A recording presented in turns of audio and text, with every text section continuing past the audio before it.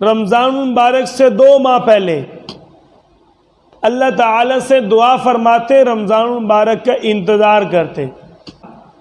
آپ صلی اللہ علیہ وسلم دعا مانگتے، اللہم بارک لنا فی رجب و شعبان، اے اللہ ہمارے رجب اور شعبان میں برکت عطا فرما، وبلغنا رمضان، اور ہمیں رمضان مبارک تک پہنچا، یعنی رمضان مبارک کی برکتیں ہمیں بھی نصیب فرما۔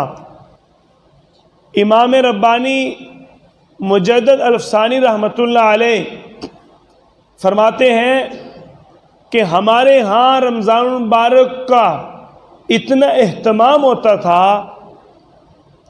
جب رمضان مبارک گزر جاتا 6 ماہ تک ان اعمال کی قبولیت اللہ سے مانگتے رہتے کہ یا اللہ ہمارے رمضان مبارک کو قبول فرما۔ رمضان مبارک میں اتنی عبادات، اتنے وظائف، اتنی دعائیں کرتے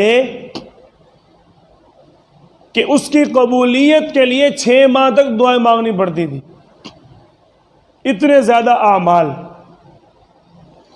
اور باقی جو 6 ماہ ہوتے تھے، ان 6 ماہ میں ہم رمضان مبارک تک پہنچنے کی اللہ سے دعا مانگتے رہتے، یعنی پورا سال رمضان مبارک کا اہتمام ہوتا تھا۔